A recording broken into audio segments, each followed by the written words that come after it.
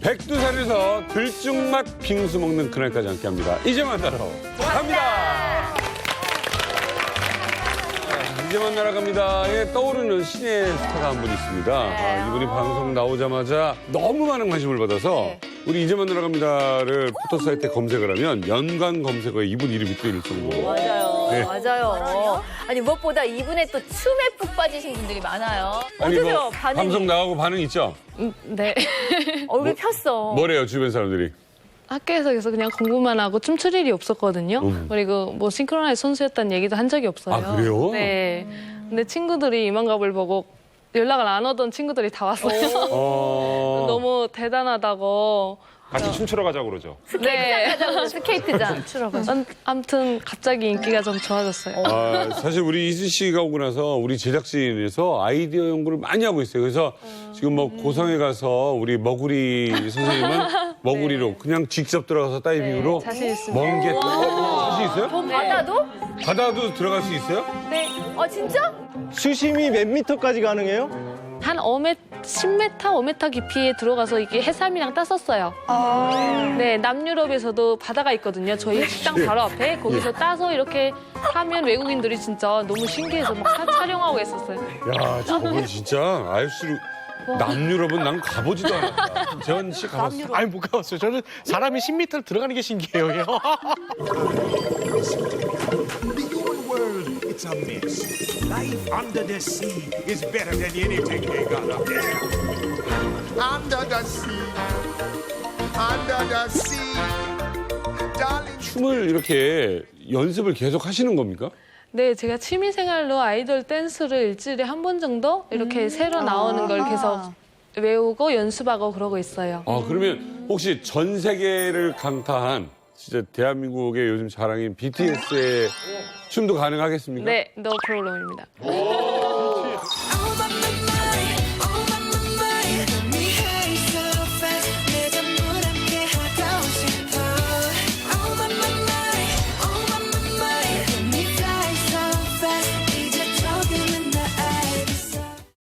기대된다. 가자. 야,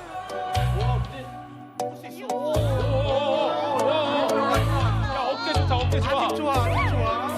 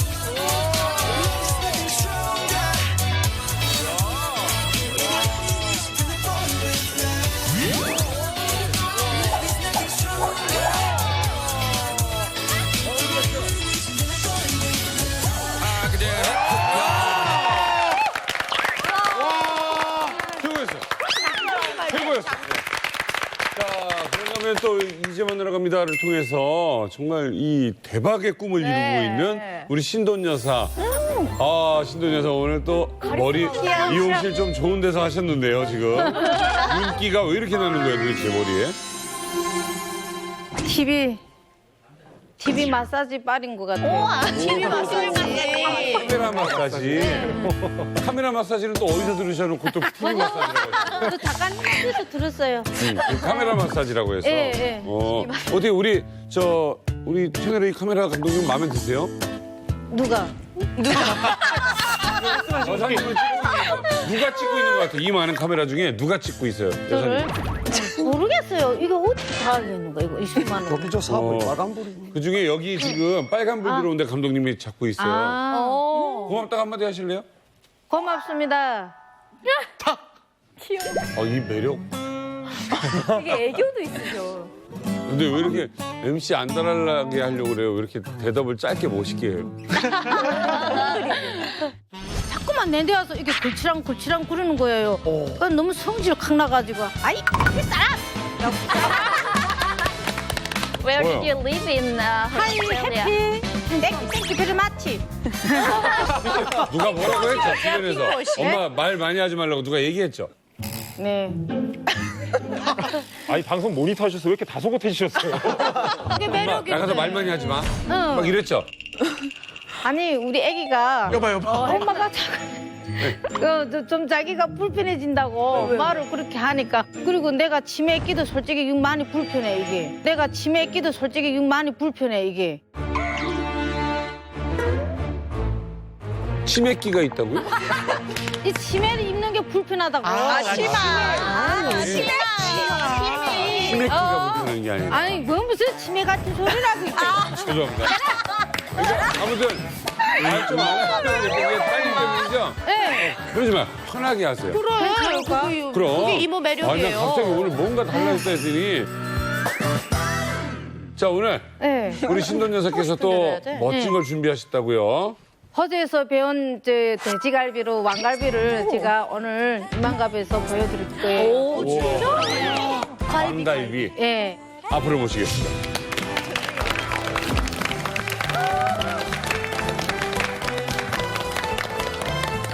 네. 응? 어딨지? 나가 여기 있어. 아, 나가 여기 있어.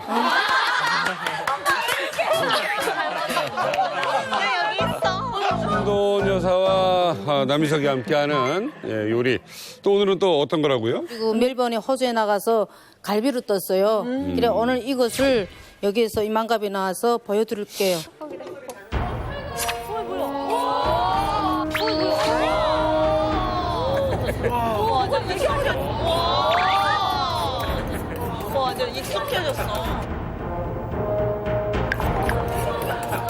아, 근데 이거 호주에서도 이거 하셨어요? 손하고 칼이 네. 눈이 돼야 돼요. 응. 손하고 칼이 눈이 된다고. 예, 이게 눈이가 아니고 이게 손과 칼이 눈이 돼야 돼요. 있습니다. 너 이제부터 뭐 포를 떠줄게요. 아, 이제부터 예, 한 면을 뜨고 예, 그다음에 옆으로 들어가고 예, 이렇게 들어가고 펴고. 그리고 또 이렇게 해가지고 반대로 해서 예, 저래서 길어지는구나. 이렇게 정교해. 이렇게. 자, 다시 한번 잘 보세요. 요거는 조금 얇은데 이게 잘 될까요? 자, 먼저 뼈 사이로 한번 또 들어가서 이렇게 들어가가지고 이렇게 그다음에 이걸 펴서 펴서 다르게 반대편으로. 예, 예. 이거 이렇게 해가지고 벌집을 또 내야 돼요. 벌집. 예, 또 이렇게 고기도 더 부드럽고 먹을 때. 네, 그리고 양념도 또. 그렇죠. 혹시 죄송한데 호주에서 계셨으니까 고기를 많이 아시는 것 같아서 스테이크를 많이 익힌다, 덜 익힌다. 영어로 뭐라고 그러죠? 스테이크를 해요, 그냥. 아.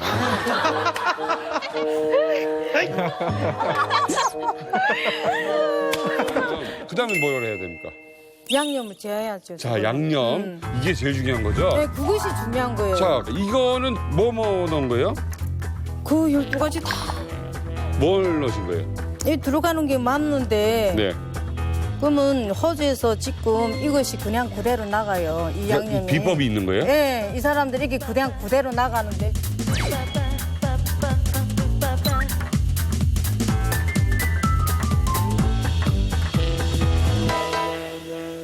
이걸 12가지를 넣었는데 그 비법은 공개를 못 하시는 거예요? 네, 그렇게 하면 그 사람들이 좀. 양파! 아니, 그런 거는 기본으로 두가야지. 언니, 요리 좀 공부하세요. 그다음에 설탕, 그러면 간장!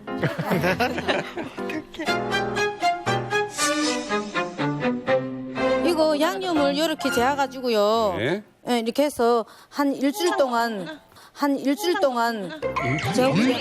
네, 한 3일. 네. 뭐하고 피 빠지고 뭐하고 다 담고? 네. 일주일은 너무 긴 거 아니에요? 그래도 그때 제일 맛있어요. 3일이면 맛있기는 맛있는데 그래도 일주일께 제일로 맛있어요. 일주일이라는 거는 아예 그냥 네. 곳곳에 그냥 양념이 다 배는 거잖아요. 예, 예, 일주일 있다가 그냥 나가요. 자, 이렇게 해서 일주일을 기다리는 거예요. 예.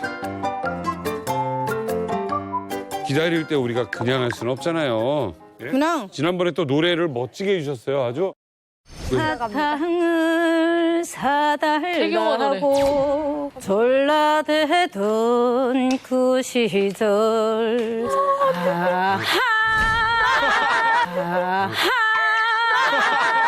우리 엄마 아하 우리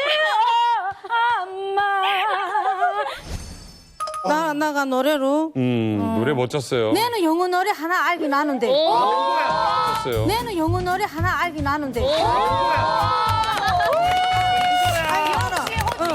노래. 우리 신돈 여사께서 이만갑에서 호주에서 배운 요리라면서 팝을 하십니다. 뭐가 있다. 진짜 이만가 매만있다. 시작. A B C D F G A B C D F G H I J K 오 마이 갓. A B C D F G H I J K 오 마이 갓. Q와 X 요를 W 나가 이거 원래 몰랐어. 근데 남한 애들이 나와가지고 거기서 일을 하고 있어. 영어로 막 노래를 부르는 거예요. 그 나는 부르봤어. 그게 부러워가지고 내를 좀 배워주라 했어요. 아, 이거 W에서 끝냈어. 패스가 안 나와. 끝이 없어. 영어 노래 또 하나 있어. 배웠어, 내가 하나. 오늘 두 곡을 하신 거야. 두 곡. 자, 외워도요 가마부터 가마부터 벨리 자. 외워도요 가마부터 가마부터 벨리지 예워라인 가마부터 가마부터 벨리지 예워라인 거잉도 이하거잉 포스타딩 위도 올 가마부터 가마부터 벨리지 예워라인 거잉도 이하거잉 포스타딩 위도 올 거이데마 이도 올 거이 이거 몰라요 나는 뭔 내용인지도 몰라요. 어디까지만 뭔 내용인지도 몰라요. 이완님 마을까지. 뒤에 말씀까지가 노래인 것 같아요. 그러니까 딱 붙어서. 아니, 저 매력이 어디까지세요? 샤라 샤라 꼼꼼해지기 확실해. 나도 저 자, 이렇게 해서 일주일을 기다린 갈비를 가져오도록 하겠습니다. 갈비를 주세요. 자, 이제 그 일주일 된 갈비입니다. 색깔 네. 보세요. 뭐. 부들부들해 보여요, 그냥. 자, 그 뭐라고 그래요? 요즘 소리만 듣는 거? ASMR. 들려드리겠습니다. 우와. 들려드리겠습니다.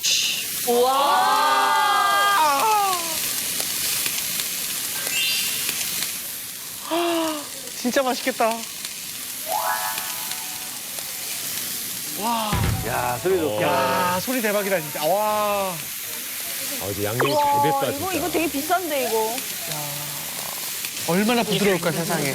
아, 이게 녹을 것 같아. 고기는 소린 것 같아. 맞아요. 돼지갈비 좋아하시는 분들은 이 밤중에 고문이다, 이거. 어머, 어떡해, 냄새 너무 좋다.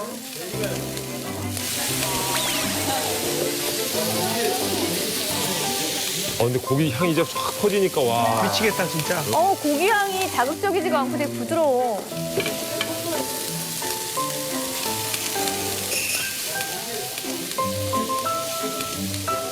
자, 고기 스미 됐어요. 그냥 기본 소스에만 먼저 먹어볼게요.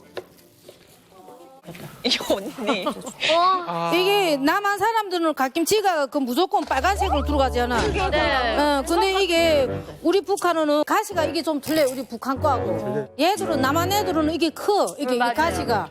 우리는 좀 작고. 고기에 집중해야 돼. 그래요? 잠깐만. 말하지 말란다. 귀여워. 저 양파 넣어. 고기를 저렇게 두 개 그 양파를. 그 양파 장아찌 그거는. 이거요? 응.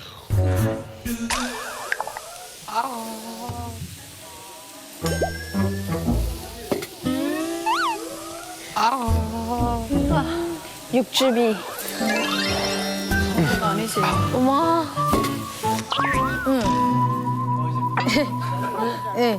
그다음에 이 갓김치에다가 고기를 또 해서 두서버서 너무 말이 많이 나오는가 벙어리 됐구나 올 거다. 정말 맛있는가? 정말 맛있는가? 많아요.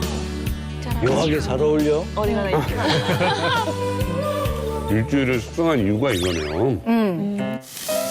부드럽고 양념이 곳곳에 이게 배어있고. 부드럽게 하자면은 칼집을 이렇게 반드시 벌집으로 내줘야 돼. 요렇게. 우리가 그동안 먹던 양념갈비보다 약간 후축이랑 이런 건 좀 약간 빠진 거고. 멜번 빠졌고 스타일이라. 단맛은 좀 세요. 그런 알싸한 맛이랑 마늘 향은 좀 많이 빠져 있어요. 그래서 혹시라도 드시는 분 중에 그거를 고려하는 사람은 있을 수 있을 것 같아요. 자, 맛있는. 일중 씨와 준혁 씨 두 분 모시고 고기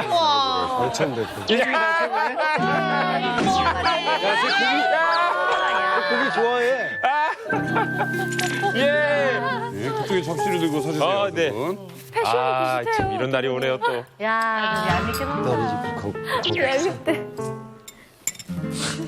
일주일 고기 먹을 줄 알더라고. 이 달짝지근한 이 양념향. 자, 오셔서 이리 오셔서 깨끗해. 네? 언제 찍어요? 그래, 양념장엔 위아래가 없지. 준혁이하고 엄청 오빠가 친다음에. 패션도 비슷해요, 오늘. 그러니까. 그러네? 진짜. 우와. 형제 같아. 설명을 정말 정확하게 하신 것 같아요. 아버지, 후추 맛을 아버지. 빼고 뭔가 그 장의 맛은 강하고 마늘향 같은 거 빠지고. 고기가 입안에서 사라졌어요. 진짜? 씻고 있는데. 아니, 근데. 김혜진 씨.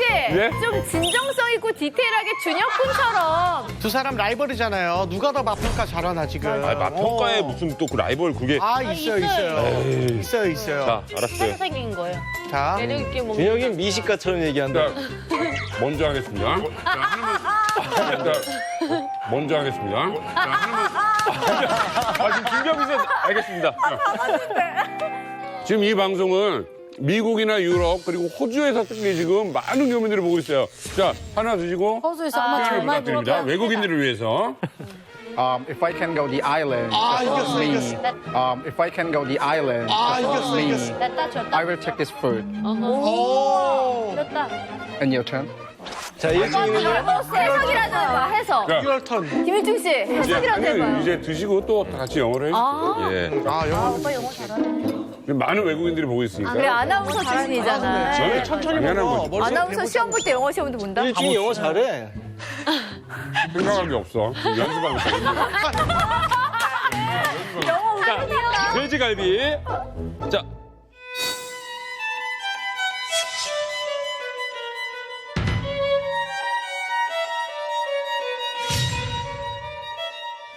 딜리셔스. 딜리셔스. 맛있죠, 아무튼. 예. 아니 뭐 사실 뭐 멋진 표현 필요 없습니다. 진짜 맛있는 갈비예요. 예. 자, 오늘도 우리에게 멋진 왕갈비를 주신 신돈 여사님이었습니다.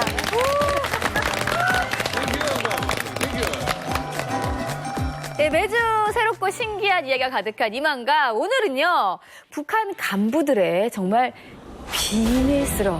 아주 비밀스러운 이중 생활을 파헤쳐 보려고 합니다. 네, 북한에서도 이 고위급 간부들 사이에서 있는 여러 가지 비리 사건들, 그것 때문에 피바람이 부는 이야기를 시작하려고 합니다. 강철원 선생님, 예. 어떤 것들이 있을까요? 그러니까 가장 최근에 그 김정은을 호위하는 이제 호위사령부가 있습니다. 네. 그러니까 이 호위사령부는 그야말로 권력이 제일 상층부에 있는 그런 무소불위의 권력 집단인데 네. 단 한 번도 이제 검열을 받지 않은 이제 그런 집단이죠.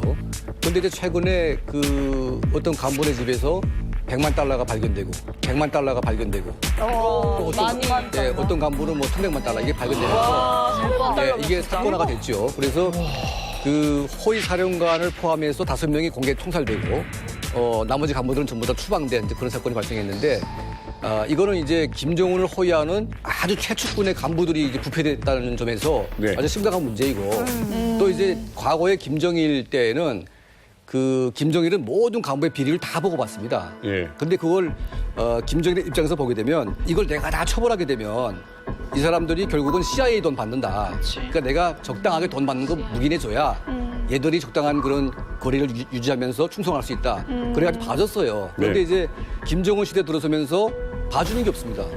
내가 잘해주는데 돈이 왜 필요하냐 이렇게 되는 거죠. 그런데 이제 최근에 유엔 제재가 막 들어오면서 간부들의 돈줄은 점점 말라가고 있고 예. 돈 싸움은 격화되고 있고 이런 상황이기 때문에 이런 그 김정은의 이제 그 비리 사건은 거의 반역죄로 이제 처벌을 하다 보니까 너무나 많은 간부들이 지금 처형되거나 수용소 가거나 또 추방되거나 이제 그런 처벌을 받고 있는 것 같습니다. 아니, 총살이면 말 그대로 사형이잖아요. 그렇죠. 그런데도 북한에서 그런 비리가 많이 일어나요? 그러니까 북한에서는 모든 것이 뇌물로 통하는 진짜 말 그대로 뇌물공화국이란 말이에요. 그래서 태어날 때부터 나는 뇌물을 내면서 태어나고 산부인과 자체가 뇌물을 내야만 아기를 낳을 수가 있잖아요. 시작부터? 네. 그리고 대학교 들어갈 때 뇌물 들어가고 그다음에 내가 죽을 죄를 안 지어도 만들어요. 뇌물을 받기 위해서.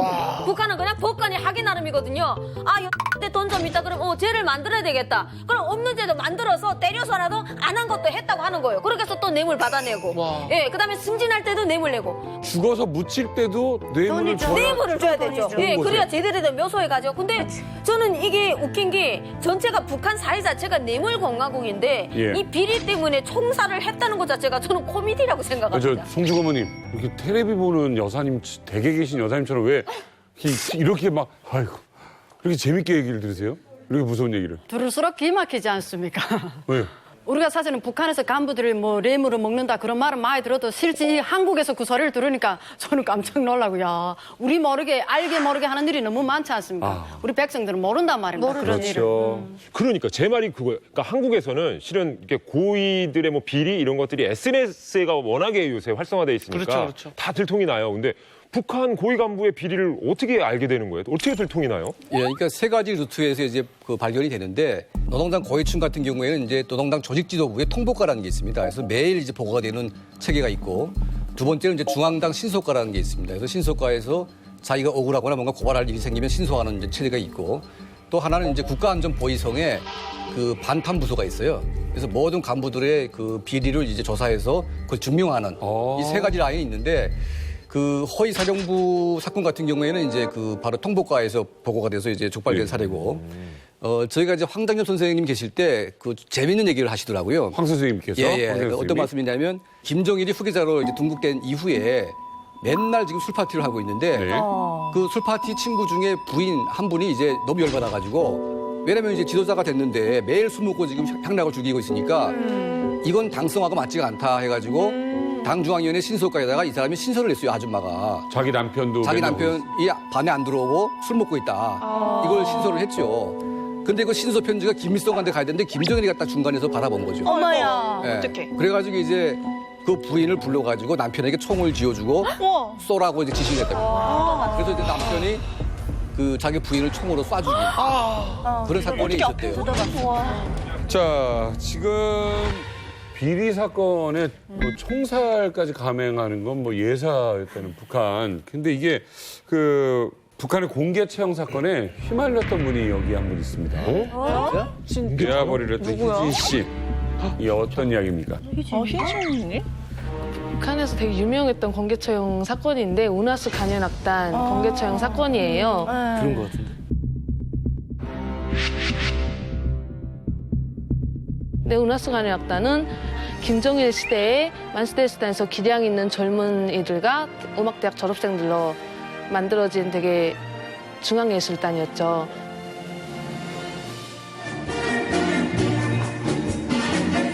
가슴에 불타는 이 심정 알아주세요. 나라나 키워준 우리 당에 충성을 다하죠. 부모님들이 어렸을 때부터 음악을 하셨고 만수대술단에서 활동을 하실 때 네. 아빠는 또 거기서 연주가를 하셨고 그러다 보니까 예술인들끼리 친분이 다 있는 사이거든요. 네. 그냥 오빠 언니처럼 지내던 사람들이 같고 그리고 어렸을 때부터 부모님들이 종약 결혼을 시키겠다고 농담 반, 진담 반 하던 오빠가 공은 배우였고 가수였어요. 네. 근데 제가 남유럽에 나와서 그냥 한 1년 지났는데 친구가 와서 얘기를 해줬어요. 청살당했다고. 어떡해. 제 친구 이야기로는 그 당시 평양에서 들었던 소문은 불순록 화물을 보고, 근데 그게 이렇게 야동 같은 동영상을 보고 또 그대로 촬영을 했다는 거예요. 나 그 소문을 들어본 거야. 네. 또 실제 내용인지는 모르는데 제 친구를 통해서 들었는데 자식들을 총살하면서 부모들 앞에 세워놓고 총살을 했다고 하더라고요. 그리고 예술인들, 북한 예술인들을 다 세워놓고 총살을 했대요. 진짜 사람이 아니야. 근데 아빠가 편지를 쓴 걸 딱 봤는데 그 마음이 느껴졌어요. 그 공포감. 그러니까 그 문구는 없었는데 그냥 내 딸아, 내 딸 제발 아무 일 없이 무사히 집으로 돌아와라 이런 문구였어요. 근데 그냥 공포감이 막 느껴졌고 그렇게 됐어요. 근데 이게 어느 정도 신뢰할 만한 내부 소식통에 의한 어떤 소식인데요. 대외적인 어떤 우리가 알고 있는 죄목은 아까 말씀하신 불순 녹화물 맞아요. 촬영 및 유포죄로 이렇게 그것도 일종의 중범죄거든요. 중범죄. 근데 그 내면에는 그 사람들이 이설주랑 같이 이런 동창을 했던 사람들인데 뭐 이설주가 예전에 누구랑 만났대더라, 남자친구가 누구 되더라, 맞아, 뭐 이런 식의 어떤 루머들을 많이 퍼뜨리고 다녔는데 이제 이설주가 김정은의 포스트 레이디가 되면서 그러한 루머들을 차단하기 위해서 아예 그 싹을 다 자른 것으로 알려졌거든요. 일리가 있네. 네. 이 사건이 저 그때 평양에 있을 때거든요. 되게 유명했는데 이 6명 죽었다고 했는데 그 6명 중에는 문경진이라고 되게 바이올린 저도 알아요. 일본수가 있었어요. 그 운하수 가는 악단에서 그 사람은 콩쿠르에서도 1등하고 바이올린 진짜 잘 유학생이고 프랑스에서는 그 사람 바이올린 소리가 막 신비하다고 할 정도로 찬양했던 사람인데 어죽하면 간부들이 무서우면서도 김정은한테 제의를 올렸대요. 이 사람 그렇게 천재인데 안 죽이면 안 되냐고. 그러니까 김정은이 우리나라에 바이올린 치는 사람이 그 사람 하나냐고 그냥 죽이라 해가지고 죽여버렸다고 하더라고요. 진짜.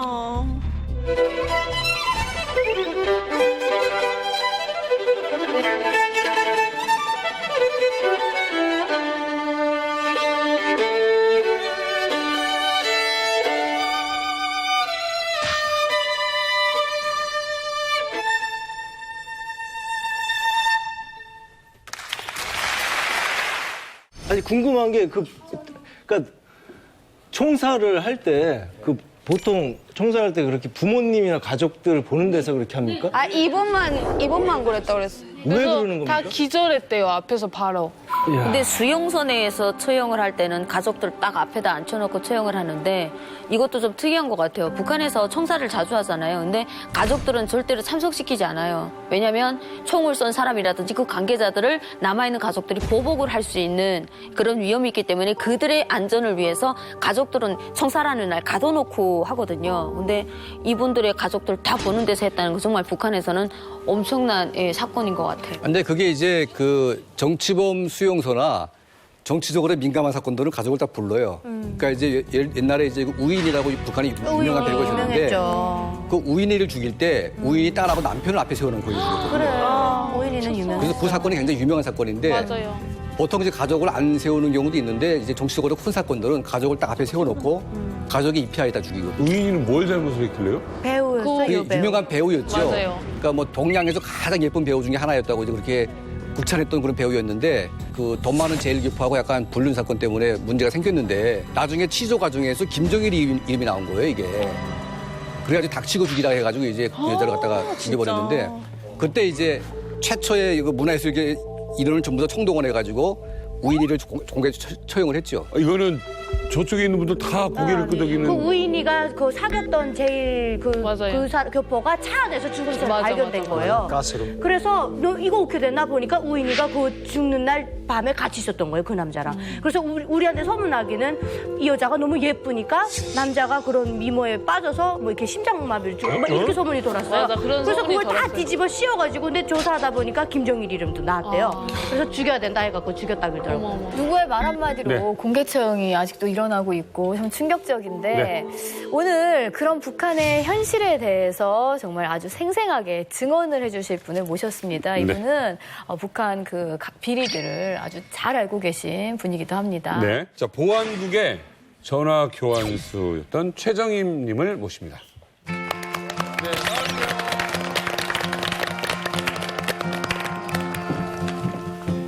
안녕하십니까? 이만갑 전화 갑니다. 전화 받으십시오. 안녕하세요. 저는 양강도 보안국에서 교환수로 근무했던 최정임이라고 합니다. 저는 보안국 교환수를 하면서 듣고 겪었던 일들에 대해서 이만갑에서 이야기해 드리려고 합니다. 반갑습니다. 네, 아니 목소리가 너무 이쁘세요.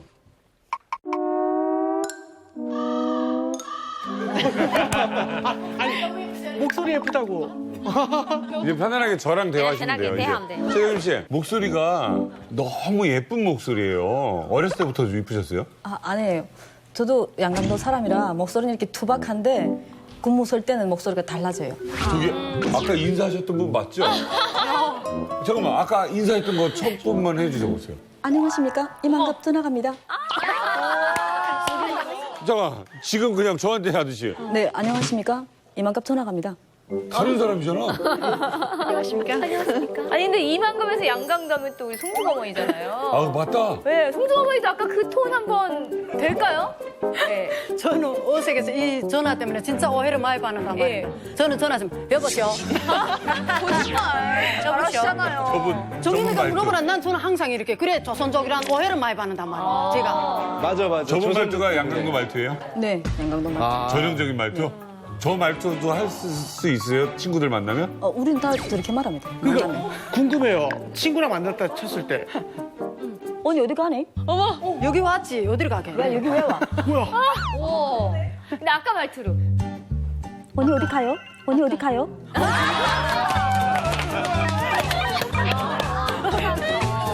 근데 저 최정임 씨 그거 한 번만 해주시면 안 돼요? 이렇게 왜 예, 안녕하십니까? 누구입니다.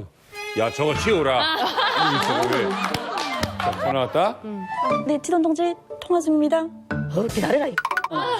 기다려라.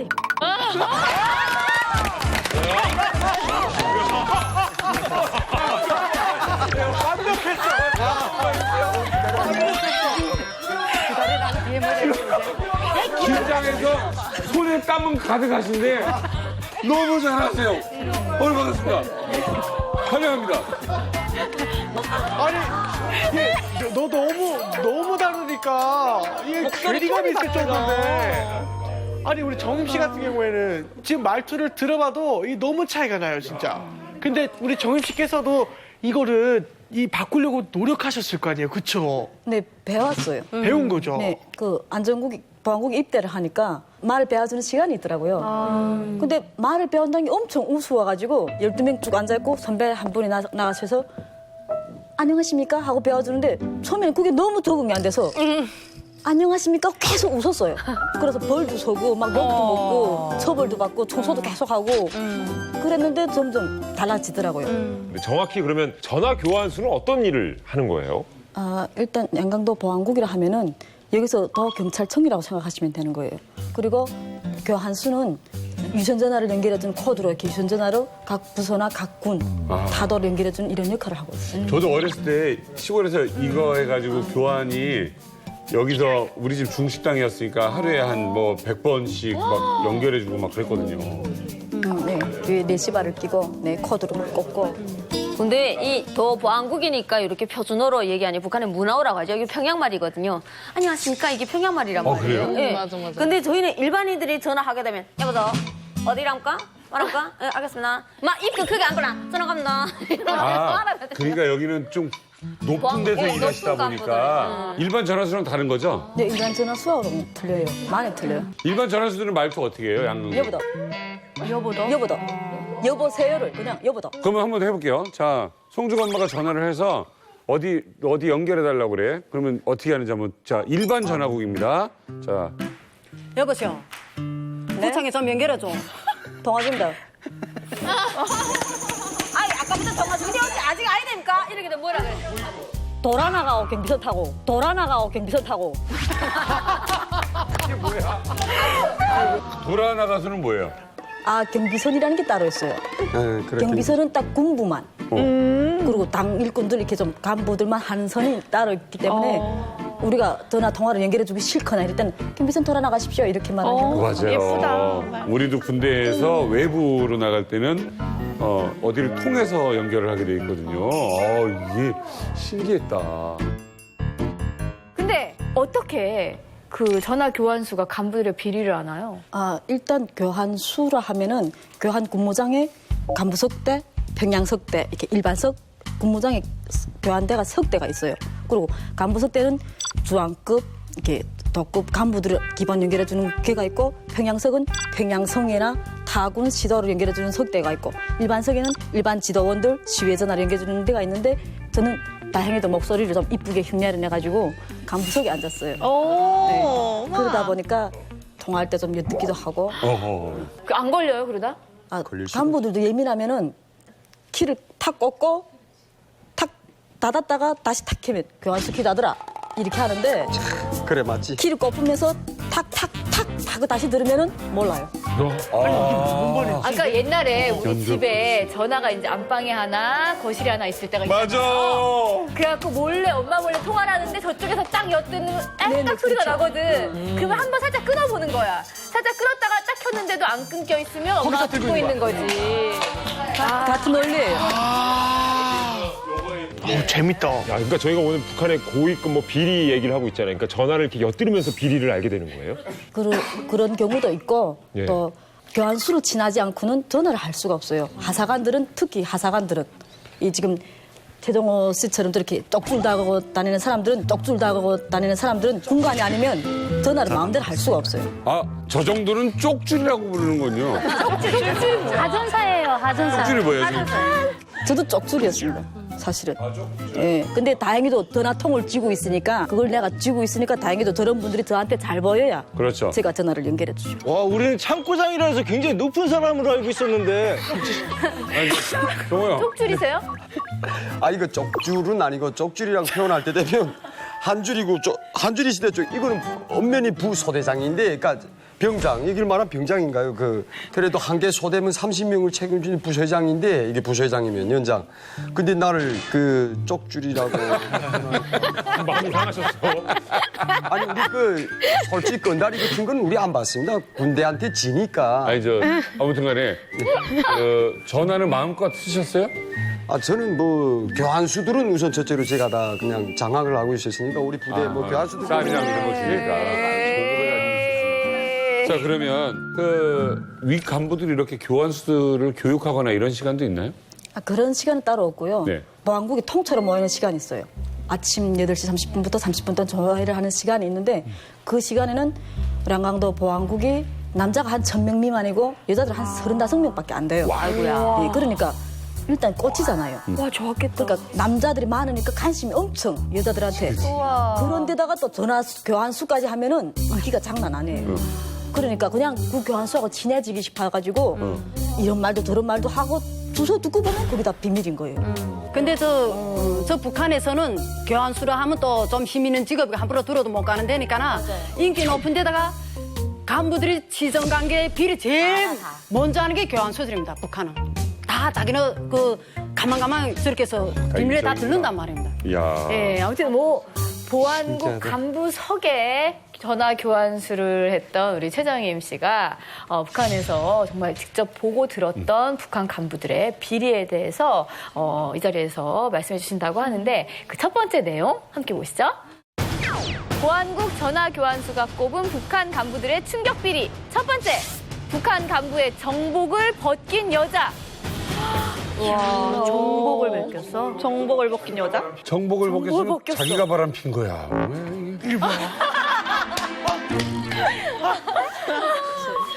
무슨 사연이죠, 이건? 양강도에는 운흥군이라는 데가 있어요. 근데 그 운흥군은 다도에서 우리 양강도로 들어오는 길목이고, 또 북한은 합법적인 장사가 없지 않아요. 그러니까 일명 퉁이라 하는 거 여기서 구리라 하던데요. 퉁을 갖고 들어오거나. 구리. 네, 이렇게 그런 짐을 갖고 들어오는 차들이 있는데 통행증이 없이 들어오는 거예요. 그러면 조상한테 자꾸 고이고 어디다 갖고 하고, 그러니까 조수장은 뇌물을 너무 받아먹고 이렇게 하다 나니까 좀 돈도 많고 했는데, 그러다가 인기도 많았어요. 그러니까 살자고 약속한 여자가 있었는데 인기가 높아지고 여자들이 따라다니는 것도 많고 하다 보니까 운흥군에 반반한 여자는 다 걸쳐갔다. 세상에. 그러니까 이 여자가 참고 견디다가 더는 참을 수가 없어가지고 신고를 한 거예요. 잘했다. 근데 여자의 신고 하나 가지고 되는 게 아니고, 그때 당시 그 사람한테 고해서 좀 상처받은 사람들이 많으니까 같이 들고 일어난 거예요. 그래서 일단은 정복을 벗은 동기는 여자로 인해서. 대신에 제목은 푼돈 뭐 뇌물 같은 거랑 이런 거를 싹 수수인데, 몰아서. 네. 그렇게 해서 정복을 벗었어요. 야. 거의 뭐 들으시는 게 너무 많다 보니까 우리 정임 씨께서 그래서 제 생각에는 아무래도 사생활 얘기도 굉장히 많이 듣지 않을까라는 생각을 좀 해보는데 많이 들어보셨죠, 그렇죠? 네, 뭐 많이 들어봤다기보다도 옆에 같이 근무하는 교환수가 이렇게 연애를 한 사례가 있는데요. 아, 교환수가 연애를. 네, 엄청 목소리가 이뻐요. 같이 우리가 이렇게 근무 서면서도 어떻게 저렇게 목소리를 내지? 이렇게 반한다고요. 근데 기동대에서 저 평성이 집이니까 교환수동지 좀 연결해 주십시오 하면서 서로 대화를 하다가 친해진 거예요. 와, 그 짧은 사이에. 네, 그러니까 선수가. 그 목소리는 아마 여기 계신 분들도 들으면 반할 거예요. 그랬는데 서로 교제가 하고 시간이 흘렀어요. 그래, 우리 얼굴 보자, 만나자. 딱 만난 순간 남자가 뭐지? 너무 놀라서 너무 충격을 받아가지고 너무 못생긴 거예요. 목소리는 너무 예쁜데. 이 사람이 충격을 너무 받아가지고 한동안 연락을 안 하더라고요. 어떻게? 전화를 한 거. 교환수들은 간부들하고 밀접한 연계가 있기 때문에 자기도 발전은 해야 되겠지. 그러니까 할 수 없이 결혼해서 지금은 할 수 없어요. 세상에. 그런 사례가 있어요. 아니 우리 어렸을 때도 왜 폰팅이라는 거 있었잖아요. 목소리 저희도 좋거나 있었어요. 이러면. 뭐 목소리 맞아요. 좋다면 얼굴 보면 다 아니었대. 김일중. 저 되게 소름 돋았어요. 저희 엄마도 이런 경우가 있었대요. 최신서에서. 저희 엄마도 그 강계시 여기는 보안국이잖아요. 근데 저희 어머니는 최신서 교환수였어요. 오, 진짜? 네, 저희 엄마도 교환수 출신입니다. 어머. 안녕하세요. 저는 이만갑에 출연 중인 딸을 둔 김신혜입니다. 저는 우리 딸을 보면서 성격이 좀 차분했으면 좋겠다 하는 생각도 해요. 너무 다혈질이라서 다 갖다 버려요. 엄마 거고 뭐고 뭐 인정사정 없이 다 갖다 버리고 그래요. 근데 어느 날 제가 엄마 사진첩을 보다가 어떤 잘생긴 안전원 동지하고 사진을 딱 찍은 거예요. 그래서 어머니 이렇게 잘생긴 안전원 동지 누구예요? 하니까 말을 좀 안 해주더라고요. 근데 들어보니까 이거였어요. 목소리가 예뻐서 안전원 동지가 꽃다발 들고 찾아왔는데 그래서 엄마가 받아 안고 안전원 동지 이거 좋아해 주십니까? 그러니까 순이동무 아닙니까? 그 옆에 순이동무가 있었는데 못생긴 거예요. 실망하고 갔다가 계속 우리 엄마 가는 그 길목에 자전거를 들고 와가지고 계속 기다리는 거예요. 그래서 우리 엄마 태워다 줘. 결국 연애했다 길더라고요. 그 안전원 동지가. 얘기를 이렇게 딱 들으면 우리 최정임 씨도 실은 목소리가 진짜 예쁘시잖아요. 그러니까 혹시 이렇게 교환하려고 전화 걸었다가 목소리가 예뻐서 실례지만 혹시 시간 좀 내주실 수 있어요? 뭐 이런 좀 근데 되게 제가 안전국 때 인기가 없었어요. 얼굴이 전화기는. 저는 하사관들하고 이렇게 연애할 시간이 없었고 간부석대에 앉다 보니까 다 간부들이 할아버지, 삼촌 그런 세대여서 연애할 수 있는 시간이 없었고 되게 인기도 없었습니다. 진짜 이런 얘기 어디서 듣겠어요. 네. 우리 이만갑이니까 들을 수 있는 건데 북한 보안국 전화 교환수로 일했던 최정임 씨가 꼽은 북한 간부들의 충격 비리 두 번째 무엇인지 화면 보여주세요. 미모의 돈주가 도끼로 비밀 처형 당하다? 도끼로? 아니, 이거. 미모면 여자잖아. 북한 보안국 전화 교환수로 일했던 최정임 씨가 꼽은 북한 간부들의 충격 비리 두 번째 무엇인지 화면 보여주세요. 미모의 돈주가 도끼로 비밀 처형 당하다? 도끼로? 아니, 이거. 미모면 여자잖아. 이건 제가 지금 이게 읽어도 되는 건지 모르겠는데 너무 이건 충격적인 거잖아요. 미모의 돈주까지는. 자, 최정임 씨, 이게 무슨 얘기입니까? 도끼로 처형을 당하다. 1997년도에 안중국에 보안국에 입대해서 네. 여름이니까 한 8월쯤 여자 범죄자가 잡혀오면은 교환수들이 가서 검신을 해요. 검신이라는 몸 수색을 다 하는데 그때는 어린 나이에 범죄자는 이렇게 우퉁불퉁하게 생기고 무섭게 생긴 게 범죄자인 줄 알았는데 너무 착하고 아련한 여자가 들어와가지고 예심처 개원들 보고 물어봤어요. 왜 들어왔냐고 물어보니까 돈 됐고. 그러니까 여기로 말하면 사채업자여서 들어왔다.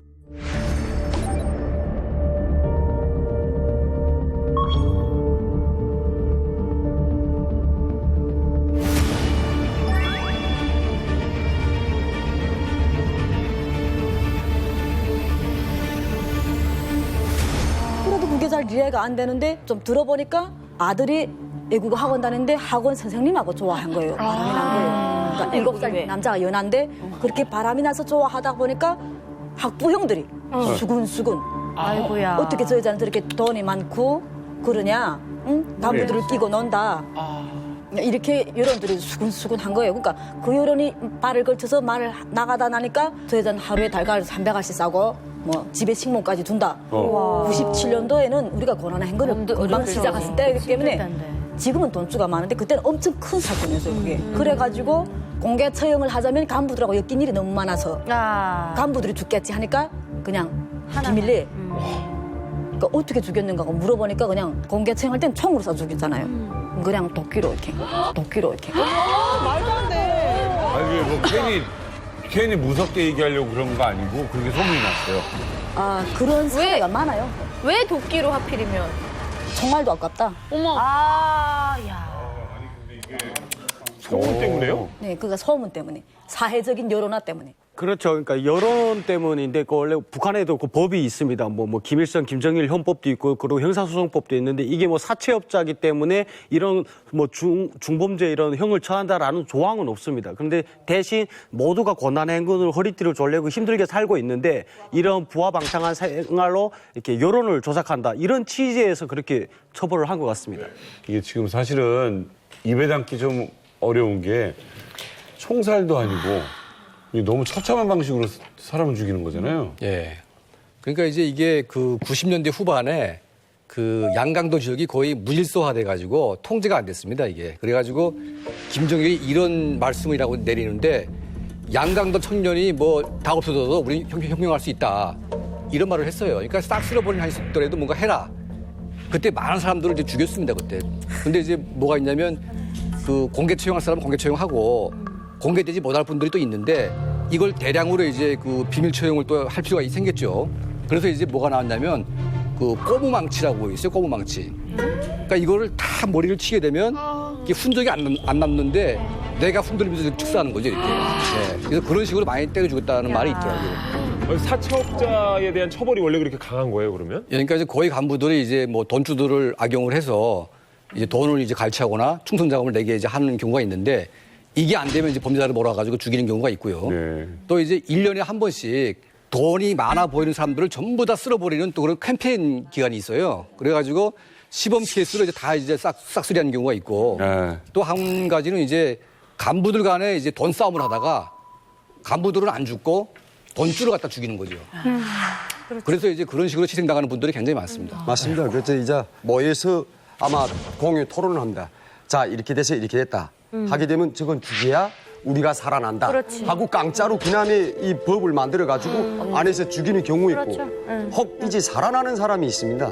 살아나는 경우는 그 자기 재산이 만약 1억이 있다면 예를 들어서 그 1억을 다 그 정부 아니면 공공기관에다 쌀로 다 전환해서 바치고 예, 이렇게 해서 토론해서 살아나는 사람도 있습니다.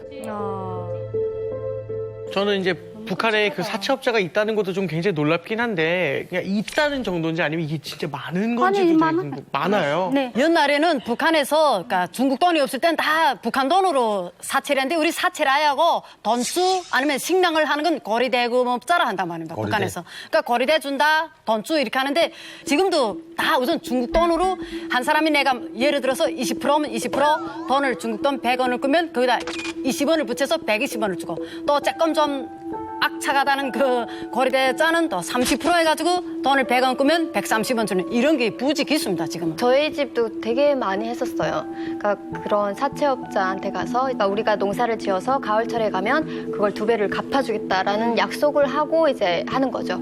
그러면 이제 그 가을철에 오면 막 그 탈곡을 할 거 아니에요. 예. 그러면 그 앞에서 기다리는 거예요. 다 될 때까지. 그래서 바로 그 자리에서 가져가요. 2배를. 가져가고 그럼 가져가잖아요. 그럼 또 없잖아요. 그럼 남는 게 또 없어요. 그럼 또 빌리는 거예요. 아이고. 그럼 또 계속 반복인 거예요. 그러니까 이거를 좀 정리를 하고 넘어가고 싶은데 일단 북한에는 중앙적인 금융기관이 없어요. 뭐 있다지만 무용지물이기 때문에 결국 은행이 해야 되는 대출과 그리고 환전의 업무를 모두 개인들이 하는 거죠.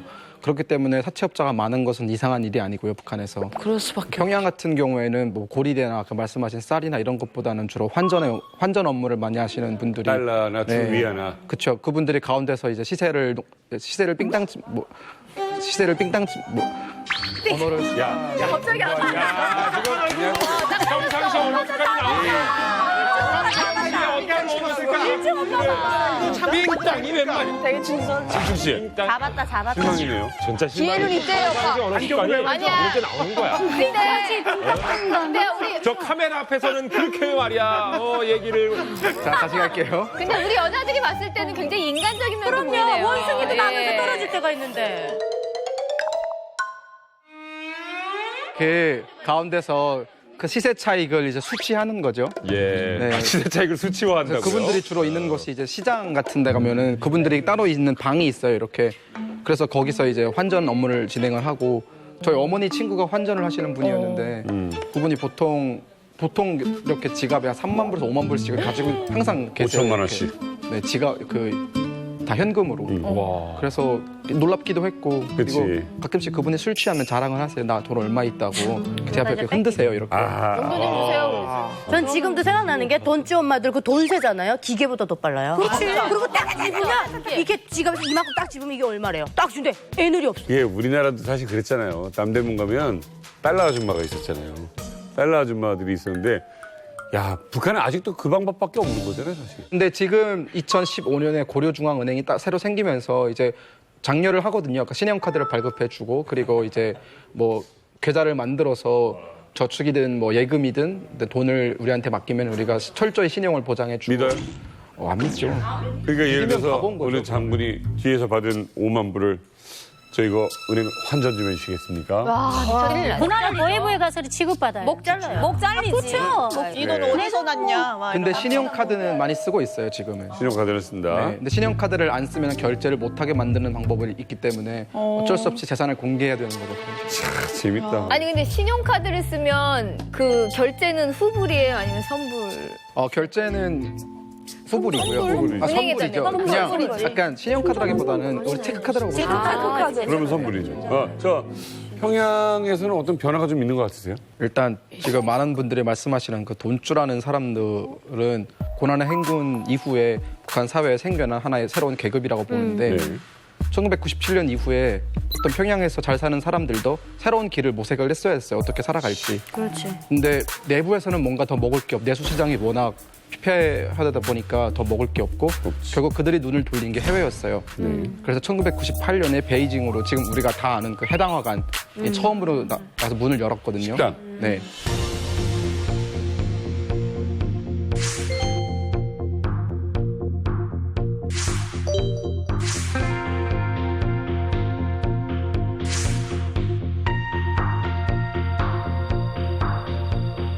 한 3년 동안 정말 고생을 했어요, 그분들이. 그래서 안 되나 보다, 이것도 다른 길이 아닌가 보다 싶었는데 그때 사스가 터지거든요, 중국에서.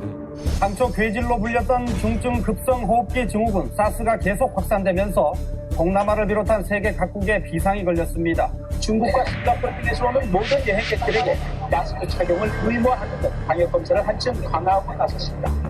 그때 어떤 루머가 돌았냐면은 김치를 먹으면 사스를 예방할 수 있다라는 루머가 돌았어요. 김치를 먹으면 사스를 예방할 수 있다라는 루머가. 맞아요. 우리나라에서만. 근데 그때 해당화관 사장이 유대관이라는 사람인데 그 사람이 그 루머를 듣자마자 김치 공장을 세운 거예요, 거기다. 식당이 거의 폐업위기였는데 그 김치 공장으로 인해서 해당화가 완전히 엄청 뜬 거예요. 그래서 2005년 자료에 북경에서 가장 뭐 어떤 욕망이 있는 기업 50인 기업에 해당화가 들어갈 정도로 그렇게 성공. 와, 북한 식당이. 네네. 본인 그 식당에 가면 지금도 그 명패가 있어요. 그때 받은 그 명패가. 이야, 멋있다. 해당화가 그렇게 성공을 하니까 이제 저 성공을 따라서 우리도 뭔가 돈을 벌어봐야겠다라고 생각한 사람들이 대부분 다 중국으로 나왔고 중국 이후에 동남아 이런 쪽으로 나가면서 이제 그들이 어떤 하나의 계급을 형성을 하는 거죠, 거기서. 네. 근데 이게 그렇게 북한에서 만약에 북경으로 나와 있는데 그러면 해외에선 계속 살 수 있는 거예요, 이 사람들은? 그러니까 그분들이 5년만 살고 들어가야 합니다, 평양으로. 시간 제한이 근데 있구나. 여기서 재밌는 현상이 벌어져요. 그렇게 북한에서 만약에 북경으로 나와 있는데 그러면 해외에선 계속 살 수 있는 거예요, 이 사람들은? 그러니까 그분들이 5년만 살고 들어가야 합니다. 평양으로. 시간 제한이 근데 있구나. 여기서 재밌는 현상이 벌어져요. 그들은 5년 동안 자본주의, 그러니까 뭐 거의 자본주의와 비슷한 중국에 살다가 북한에 들어가잖아요. 너무나 많이 다른 거예요. 근데 그들은 계속 본인들이 원래 살던 그런 삶을 원하고, 그러니까 그들의 니즈가 존재하니까 이것 봐라, 평양에도 이런 외화 상품들 그리고 이런 명품들이 팔릴 수가 있겠네라는 생각을 한 사람들이 그 사람들한테 그 명품들 대기 시작한 거예요. 그리고 그 명품들이 팔릴 곳들이 있어야 되니까 그때부터 백화점들이 생겨나고 외화 식당들이 늘어나기 시작한 거죠. 이해관계가 딱 맞아 떨어진 거예요. 네. 자, 우리가 생각해 볼 때 북한에는 부동산 학이 없어요. 그 부동산을 어떻게 취급을 해서 어떻게 돈을 버는지 모르는데 그들은 지금 부동산을 통해서 많은 돈을 벌고 있단 말이죠. 그렇죠. 그들 대부분이 중국이나 동남아에서 부동산이 어떻게 돌아가는지 그 메커니즘을 읽고 이해하고 그 배운 사람들이 들어와가지고 이제 그 부동산을 통해서 돈을 벌고 있는 겁니다. 아니 어쩜 이렇게 말을 근데 일봉요연하게 무슨 준비해온 거 외우듯이 그걸 보는 우리 일중 씨는 입이 점점 나오고 불만이 쌓이고 있거든요. 고난의 행군 이후에 북한 사회에 생겨난 하나의 새로운 계급이라고 보는데 흐름을 쫓아가 본다면 1997년 이후에 어떤 평양에서 잘 사는 사람들도 일중 씨 어떻게 생각하세요? 혹시 반박하실 내용이 있으면 한 말씀 부탁드립니다. 제가 시사 프로 진행을 해드릴게요. 예, 그러니까 그런 뭐 일련의 국제 정세라든지 이런 것들을 잘 읽고 있는데 혹시 우리 저 준혁 군은 부모님이 주신 돈으로 삥땅 쳐서 다른 거 사 먹은 적은 없어요? 속 좁아. 속 좁아. 물음이 진짜 격 떨어진다. 삥땅 친 아니 적은 저는 없어요? 그거 한번 물어보고 싶어요. 북한에 아파트 많이 생기는 거 아셨죠? 예. 왜? 어떻게? 그러니까 이제 그 중국에서 이제 부동산학을 배웠던 사람들이 들어가가지고 그렇게 이제 부동산이 왜 물어보신 거예요? 충격 고발 북한 간부 스캔들 이번에는요 과감한 비리 현장을 직접 목격한 우리 목격자들의 증언을 들어보겠습니다. 네. 자, 북한의 감시망의 사각지대 바로 해외에서 일어나는 비리입니다. 아, 북에서 해외를 간다. 과연 어떤 일들이 있었을지 궁금한데요. 첫 번째 퀴즈를 준비했습니다. 중국 유학 시절 김준혁은 보이지도원이 은밀한 방에서 네모하는 걸 목격했다. 은밀한 방? 야 이거 얘기가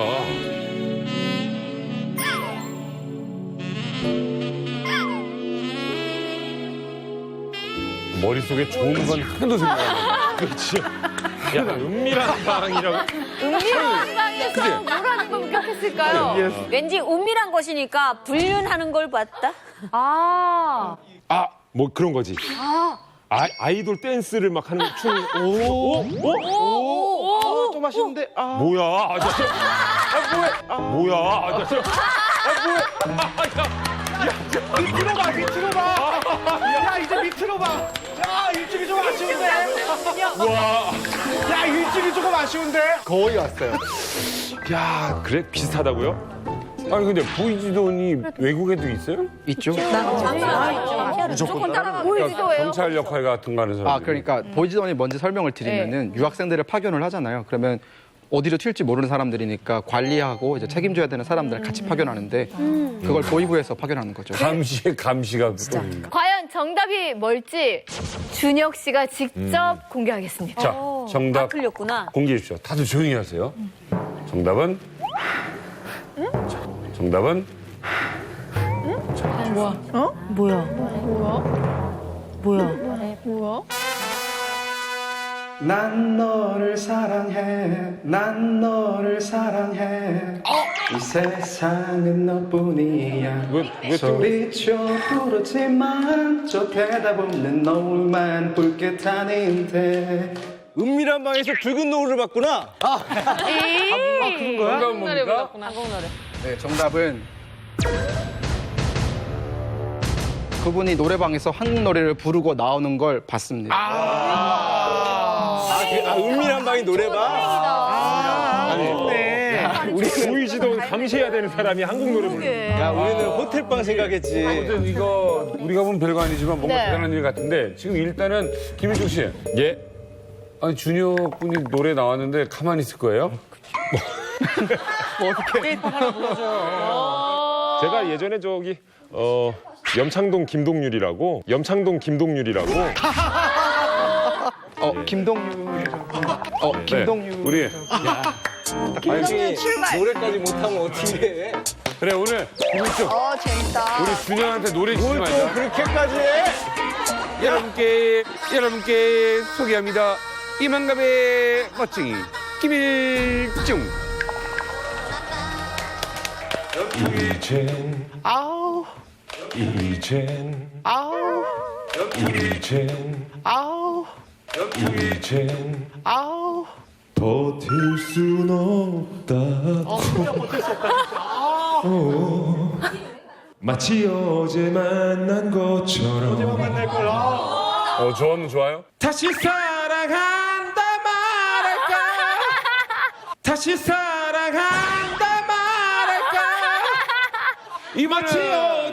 이분은 실력자가 아니었습니다.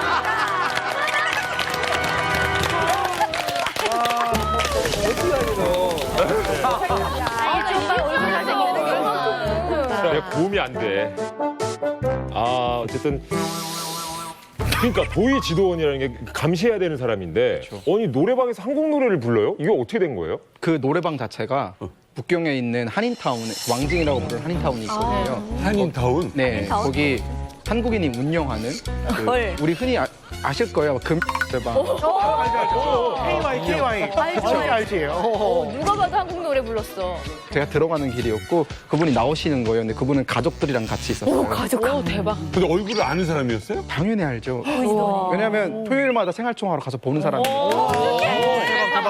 근데 준영 군 거기 들어가는 것도 걸리면 원래 안 되는 거잖아요. 근데 피터 생각이 나는 게 어차피 여기 노래방이고 당신도 가족이랑 같이 왔네 이런 생각이 드는 거예요.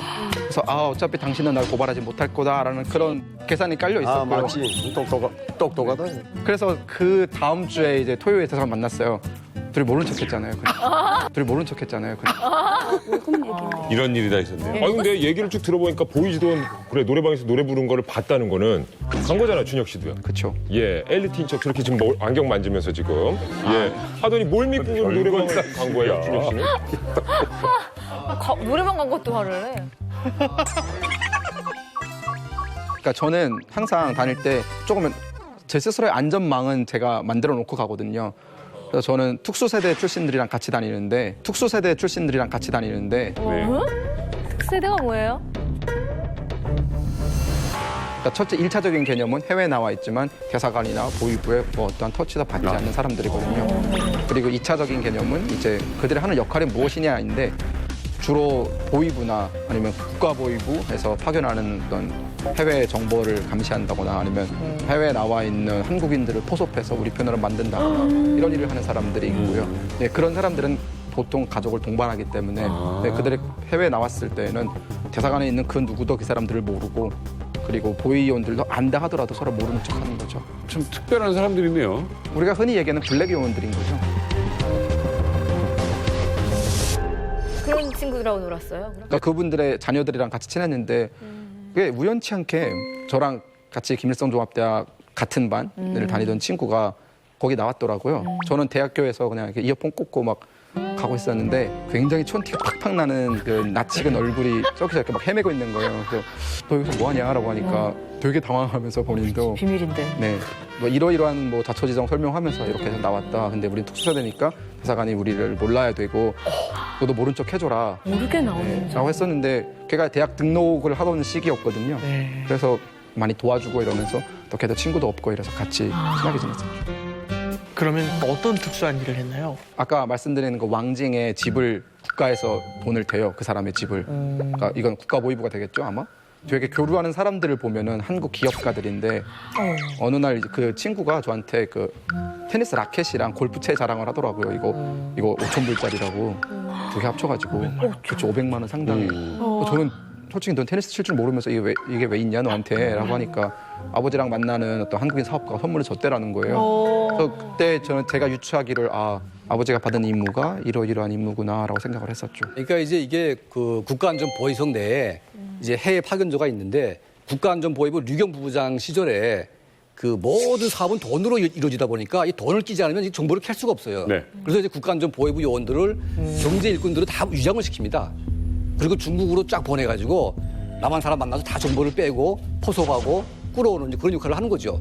그래서 이제 누가 간첩인지 아닌지 다 이제 판단을 하게 되는 것인데. 조심해야겠네요. 네, 그래서 이제 그런 사람들 많아. 북한의 순수한 무역 일꾼처럼 보이지만 국가안전보위부 요원이 이제 그렇게 위장해가지고 나오는 경우가 많습니다.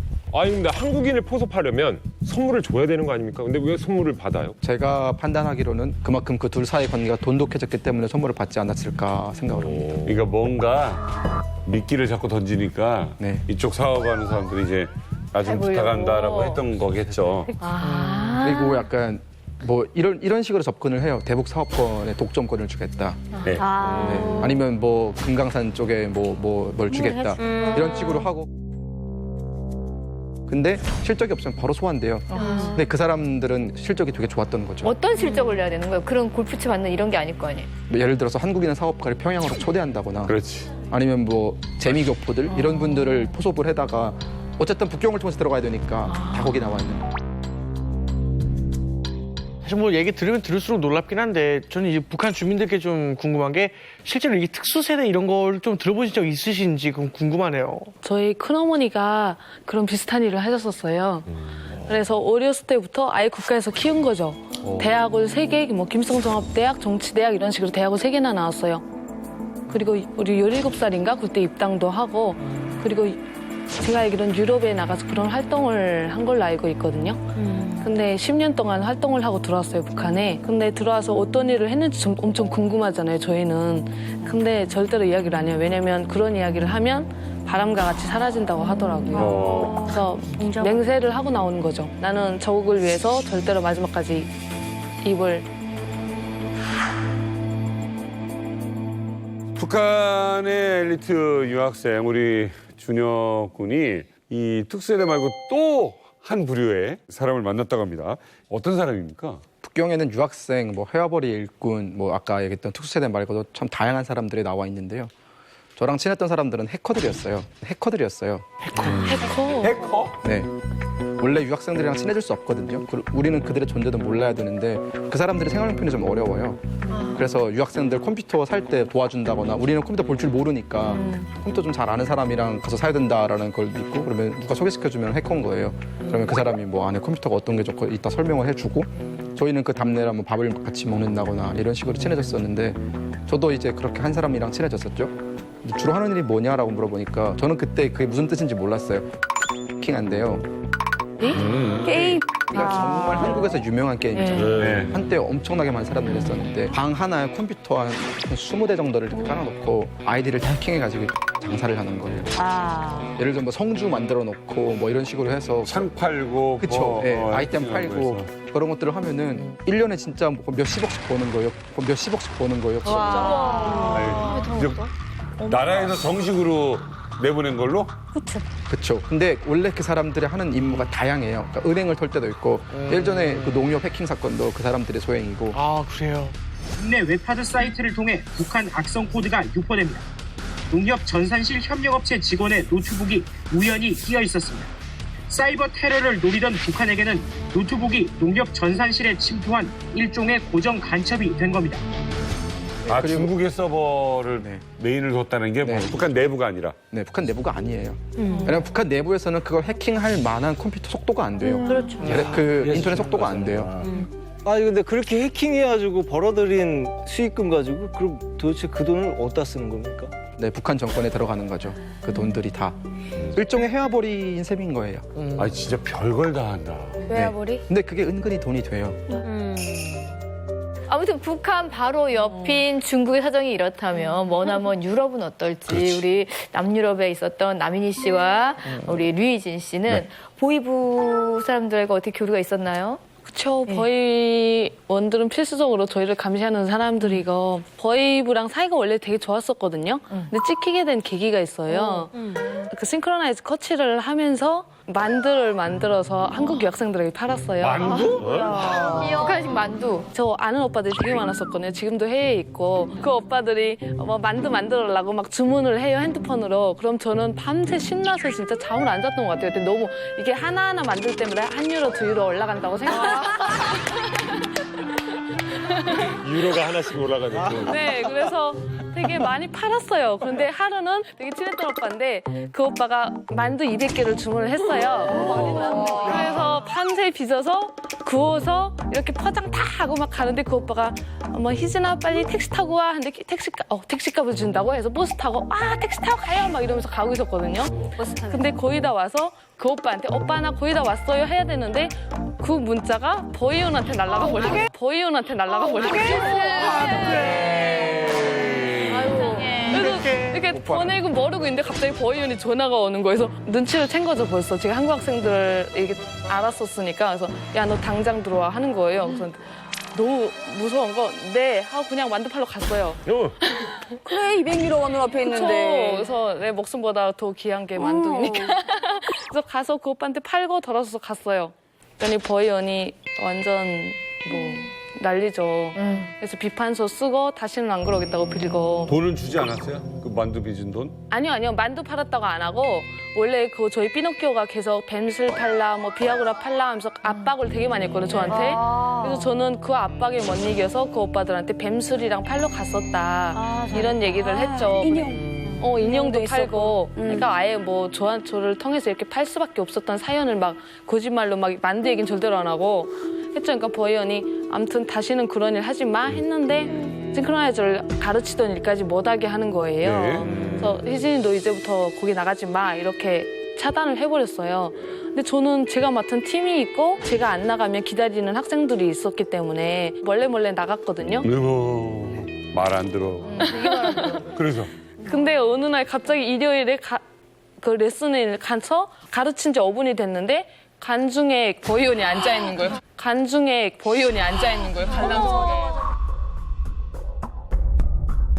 그래서 제가 너무 깜짝 놀라가지고 막 도망쳐서 그 저약대 뒤에 가서 숨었어요. 근데 저랑 같이 일하던 일본 코치가 막 따라오더니 왜 그래 그러고 눈치 없이 지금 위에서 보고 있는데 근데 너무 쪽팔린 거예요. 외국인들이 봤을 때 내가 이상한 행동을 하고 있으니까. 그래서 할 수 없다 하고 나와서 버이온한테 끌려갔어요. 제가. 그랬더니 버이온이 문까지 잠그고 자기 방에다 가다 놓고 비판서를 씌우기 시작하는 거예요. 근데 저는 학생들이 기다리고 있어서 레슨을 안 할 수가 없어 갔습니다 이렇게 썼는데 갑자기 제 비판서를 막 쫙쫙 찢어버리는 거예요. 그 얼굴에다 막 이렇게 던지는 거예요. 그러면서 너 이것도 지금 비판서라고 쓰냐고 해서 한 5번인가 찢어버렸어요. 제가 쓴 비판서를. 그러더니 비판서 한 3장을 이렇게 넣더니 자기가 불러주는 대로 쓰라는 거예요. 버이온이 불러주는 게 나는 조국을 배반한 배신자입니다. 나는 당의 신임과 배려를 배반하고 뭐 자본주의 그 썩어 빠진 물에 물들어서 그 몇 푼 안 되는 돈에 나의 자존심과 이걸 다 버렸습니다. 이런 식으로 불러주는 거여서 그렇게 3판을 썼어요. 그리고 이 열손가락 저 태어나 처음 해봤거든요. 이 도장을 이렇게 찍어서 이렇게 찍으라는 거예요.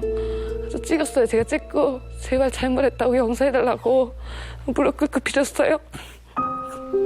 근데 그분이 이젠 늦었다는 거예요.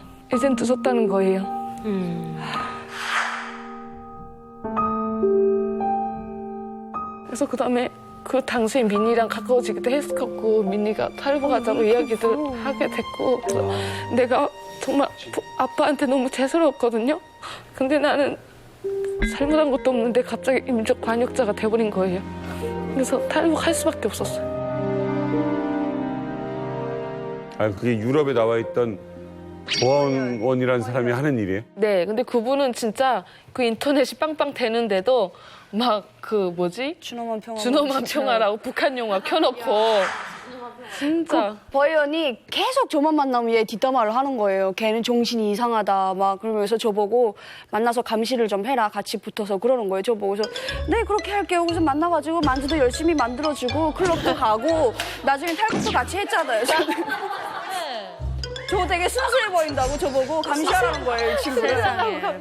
미니가 탈북을 먼저 시작하라고. 자, 그런데 보이지도원에게 당할 대로 당한 희진 씨가 보이지도원의 아주 은밀한 충격적인 비리 현장을 발견했다고 합니다. 자, 이겁니다. 남유럽의 보이지도원은 외화벌이 노동자의 월급을 빼돌려서 내모에게 바쳤다. 내연녀에게 바쳤다. 내연녀. 얼마 되지도 않은 그러니까 우리 머리가 거기서 거기에서 움직이는 거야. 이게 그런 거야. 상상이라는 거는 스토커라서 누구 주겠어요? 내연녀 주지. 저도 생각을 했던 게 사실 내연녀이긴 했거든요. 아니 재환 씨가 저 이거 똑같아요. 아니 그게 저는 보자마자 저기 괄호 안에 그냥 희미하게 내연녀라고 써 있는 것같이 보이는 거예요. 보였대. 야, 저게 보였어요. 저기 그냥 사사사사 그냥 희미하게 내연녀에게 바쳤다. 그게 자기도 모르게 어느 날 복권 사면 이거 안 긁어도 보이는 것처럼. 자, 정답 확인합니다. 남유럽에 보이지도 않는 외화벌이 노동자의 월급을 빼돌려서 야,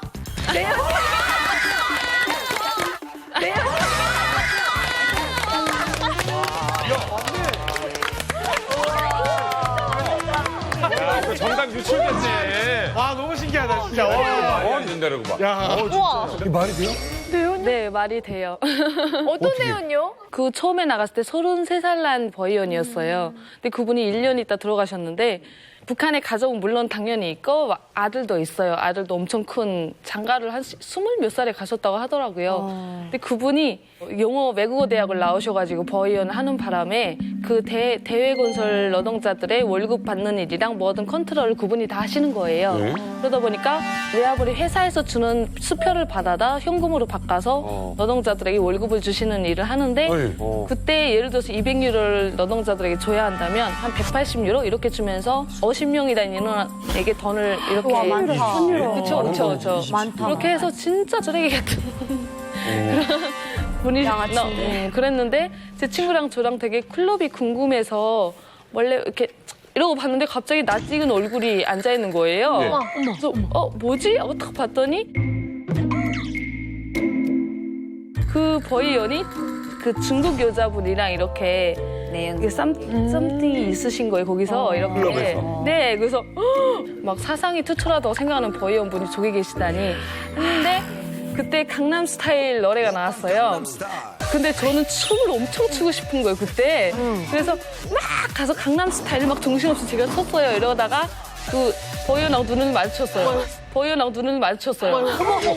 그분도 이렇게 내연녀와 지금 이러고 있는 상황이고 나도 막 이러고 있는 상황이었으니까 이 준영이가 말한 것처럼 서로 이렇게 통하면서 그냥 조용히 쓱 이렇게 갔거든요. 근데 다음 날부터 저희를 엄청 괴롭히기 시작하는 거예요. 엄마야, 자기 사생활 알아버렸으니까. 사생활 알아보니까 그 중국 여자는 맨날 우리 식당 와서 자기 남자친구라고 막 자랑하고. 네, 자랑하고 자기 금방 평양에 간대요. 막 그러면서 근데 그분이 노동자들 돈 빼돌린 걸로 내연녀 분과 그거 액세서리 숍을 운영하셨어요. 장사까지. 네, 그래서 그 여자분이 저에게 액세서리 선물까지 줬어요. 근데 그 버이연 분은 저희는 받은 죄밖에 없는데 제 목까지 막 잡아당기면서 지는 사귀고 있는 분 여자면서 어떤 그런 자본주의 물에 들어 그런 걸 받고 있냐고. 자본주의 물에 들어 그런 걸 받고 있냐고. 내로남불. 진짜 황당했거든요. 너무 황당했어요, 그 상황이. 야, 이게 대박이다.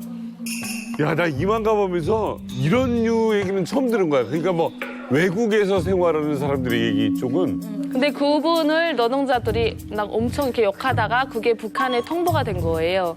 그래서 그분이 들어가시게 됐고 들어가서 엄청난 그 피해를 보신 걸로 알고 있어요. 쌤통. 야, 보이부 안 되겠다. 아니 그러면 혹시 남유럽에서 일했던 우리 미니 씨도 이 그렇게 뭔가 그 노동자의 월급을 이렇게 착취하고 뺏어가는 그런 보이지도는 알고 있었어요? 제가 있을 때 보이지도는 영어도 할 줄 모르고 이런 행정에 끼울지를 못했어요. 근데 저는 피노키오라고 하는 그 지배인이 되게 화가 나는 게 월급을 주잖아요. 중국인 사장이 월급을 줘요. 그러면 여기 책임자가 지배인 동전은 월급 들어왔습니다 하면 딱 그 국제전화가 되거든요. 평양까지. 주지 마.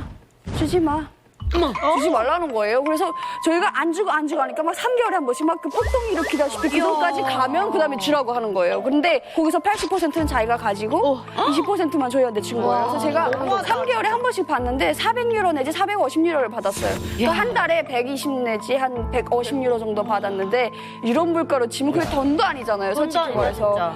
그러니까 제가 바나나가 1유로 하는데 그것도 제대로 못 사먹고 밀가루가 99센트 제일 싸요. 1kg에 99센트. 그걸 사다가 그냥 전도 부치고 튀겨도 먹고 그거 가지고 계속 밀가루만 먹었거든요. 민인의 회사는 좀 괜찮은 거예요. 대건설 회사에 가면 그분들은 진짜 집에 돈을 하나하나 아껴서 가려고 샘물도 안 사 먹거든요. 그냥 수돗물을 먹는 거예요. 근데 그 남유럽의 수돗물은 이게 석회가 깔리거든요. 그래서 병에 걸리는 사람이 되게 많아요. 샘물이 몇 푼 하지도 않는데. 아니 이게 웃긴 게 해외까지 그러니까 감시를 하라고 보낸 보위 지도원이 이렇게 비리를 저지르고 있으면 북한 당국에서는 그 보위 지도원을 감시할 수 있는 또 다른 방법은 없어요? 근데 그 버의원들을 감시하는 그 어지리 대표라고 있거든요. 그분이 제가 해외에 있을 때 진짜 지겹도록 많이 와요. 그럼 똑같아요. 그냥 와서 여행하고 돈 뺏을 거 다 뺏고 그 짐이 키로수가 넘어가면 그 쓰레기네. 그 짐 키로수 넘어가는 내는 돈이 그 안에 있는 내용물보다 더 비싸거든요. 근데도 절대로 안 빼요. 너희가 이거 내라 이러고 있잖아요. 그리고 그걸 똥짐을 지고 넘어가는 거죠. 그리고 좀 잊을까 하면 또 와요. 그리고 저희 후금 다니는 거네, 지금. 네, 그냥 감시라기보다 벼룩이 간을 빼먹어라. 아니, 왜 그러고 살아? 그렇죠. 그 집에 있는데 그렇게 돈 많으면서 어쩌다 한번 남유럽에 오면 저희 보고 밥 사달래요. 저희 보고 밥 사달래요. 밥 사내라 그러고 저희 보고 옷 사달라 그러고 저희 보고 돈 모으라 그러고 아니, 강찬호 대표님. 그렇게 해서 가져가요. 자존심이라는 게 있잖아요. 내가 고위직에 있으면 이거 지금 뭐 이런 게이트 비리 얘기 들으면 넌 어이가 없어요. 국가안전보위성이라는 것은 이제 그 감시 조직의 상위 이 그룹에 있기 때문에 이 사람들 제어할 수 있는 수단이 많지는 않아요. 그리고 이제 국가안전보위성 내에 감찰 조직이 있긴 한데 다 가재는 제 편이기 때문에 다 감싸주는 그런 편이거든요. 그래서 이제 그 해외에 나가 있는 특히 러시아 같은 데는 워낙 많이 나가 있다 보니까 이 사람들이 1인당 10만 달러씩 번답니다, 이게. 1억 원. 예, 10만 달러씩 벌어가지고 국가안전보위성 상위 조직이 또 상납을 해야만 자기도 또 나갈 수가 있으니까. 그러니까 국가안전보위성 자체의 이 부정부패가 전부 다 해외 나가서 이제 빨아들이는 돈으로 이제 다 이게 충당을 하는 거죠. 그러니까 이제 노동자들은 이제 뭐 보위원한테 떼우고 당한 비서대 떼우고 지배인 떼우고 국가에 떼우고 남는 게 아무것도 없어요. 없죠. 야, 이런 참 그 인민을 위한다라고 얘기는 하면서 그렇게 인민들한테 착취하고 그 와중에 서로가 뜯어먹고 막 이러는 게 참 기가 막힙니다. 네, 오늘은 북한 간부들의 은밀한 스캔들에 대해서 이야기 나눠봤는데 정말 서로 그렇게 감시하고 힘들게 눈치 보고 막 그렇게 괴롭게 사느니 그냥 좀 편하게 사는 방법이 있는데 분명히. 그러니까요. 네, 너무 안타깝습니다. 네, 기온이 상승하듯 요즘 점점 시청률까지 올라가고 있는 이제 만나러 갑니다는 일요일 밤 11시에 방송됩니다. 다음 주에 뵙겠습니다.